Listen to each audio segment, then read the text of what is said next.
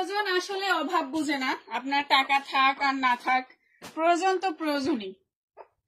মানে যেটা আপনার লাগবে সেটা তো লাগবে, এটা আপনার টাকা আছে কি নাই সেটা কিন্তু কখনোই দেখবে না। তো আমার হাতের অবস্থা তো এখন এরকমই, মানে একজন কি বলবো, রিক্সা চালকও যেরকম ভালো ভালো বাজার করতে পারে, ইয়া করতে পারে, সেরকমও চলার মতো কিছু নাই। তো যাই হোক, অনেকদিন ধরে বাসায় বাজার নাই, মা বলতেছে কোনো কিছু নাই, সবকিছুই ফুরায় গেছে। সেজন্য কিন্তু বাজারে গেছিলাম বাজার করতে। আর মূলত আমার কাছে কোনো টাকা নাই যেটা কি দিয়ে বাজার করব। তো আমার মানিককে আমি বলতেছি যে আমার কাছে টাকা নাই, টাকা পাঠাও, আমার বাজার করা লাগবে, প্লাস হচ্ছে বাচ্চা অসুস্থ, ঠিক আছে। তো আজকে 3-4 দিন ধরে ওর কাছে আমি টাকা চাচ্ছি, টাকা দিচ্ছে না। অথচ বস্তা ভরে ভরে কিন্তু সে বাড়িতে বাজার করতেছে, বস্তা ভরে ভরে। যাই হোক, একটাই কথা বলবো পরিশেষে, যে আমার মতো কেউ অন্ধবিশ্বাস করবেন না কখনো, করে নিজের সবকিছু থেকে নিজে বঞ্চিত হবেন না। হ্যাঁ, আজকে আমারই সবকিছু, আমি কিন্তু মানে বাজার করে খাবো সেই টাকাটা আমার কাছে নাই, তারা আবার বস্তা বস্তা বাজার করে খাচ্ছে, মানে কি বলবো, বলার ভাষা নাই। তো এটাই হচ্ছে যে পরিশেষে কাউকে কখনো অন্ধবিশ্বাস করবেন না, আর বিশ্বাস করেন কিন্তু অন্ধবিশ্বাস না, ঠিক আছে। আর যার মানে দৃষ্টান্তমূলক হচ্ছে আমি নিজেই। আজকে আমার অন্ধবিশ্বাসের ফল তো আপনারা নিজেই দেখতেছেন, ঠিক আছে। যদি স্বামীর ঘর না সাজাইতাম, ইনকাম করে করে স্বামীর ঘর না সাজে বাবার ঘর সাজাতাম, তাহলে হয়তো বুঝে সবকিছুই আমার আজকে থাকতো।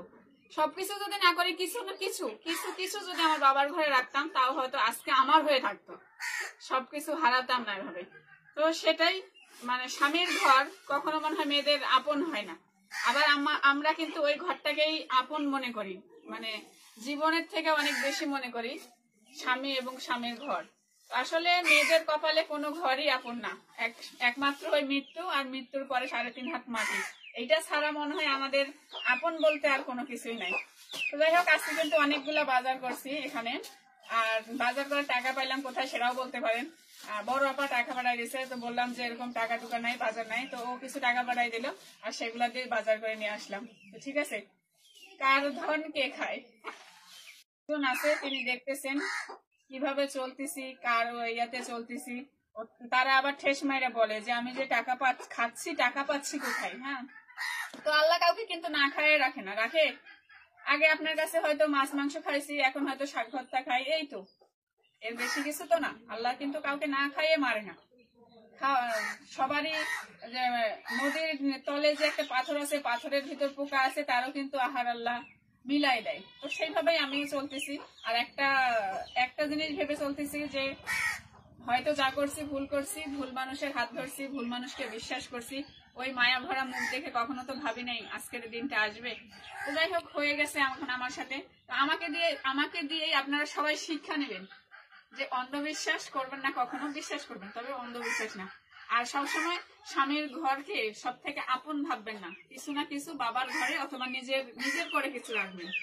দিন শেষে এটাই আমি সবাইকে বলতে চাই, না হলে আমার মতো আজকে সবারই অবস্থা হবে। সবার আবার না, যাদের স্বামী ওরকম প্রতারক আর স্বার্থপর।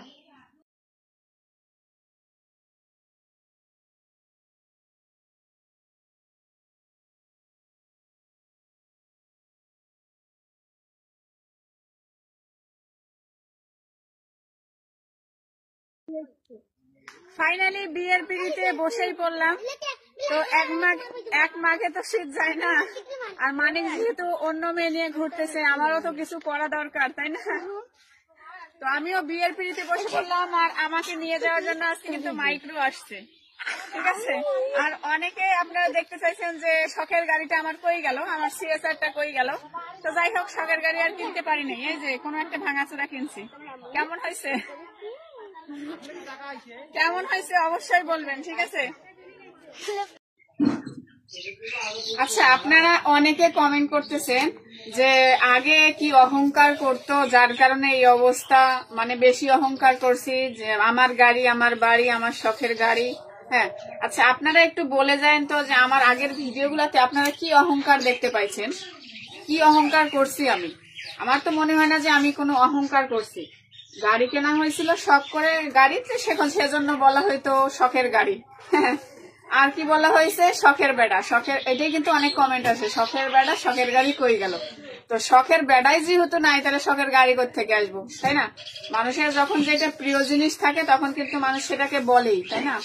আর প্রিয় সে এখন যে আমার কাছে নাই তা না, সে সবসময় আমার কাছে প্রিয়। সে যত জঘন্য হোক, যত খারাপই হোক, আমার সাথে যত অন্যায়ই করুক, সে এখনো আমার কাছে প্রিয়। আমি তাকে মন থেকে মুছতে পারিনি, আর ভবিষ্যতে পারবো কিনা জানি না, কিন্তু এখন বর্তমান যে পরিস্থিতি আমার দাঁড়াইছে, তাতে তার কাছে যাওয়াটাও সম্ভব না, এরকম একটা মানে বিষয় দাঁড়াইছে।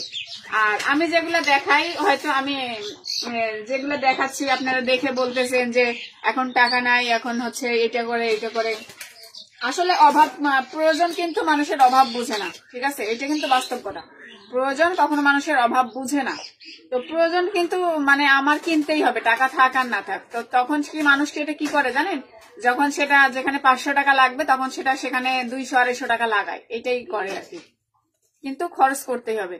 তো আমি যখন যেগুলা কিছু খাই না, তারপরও কিন্তু আমি এখন সেগুলা কিনতেছি, কারণ কি আমার কাছে এখন টাকা নাই।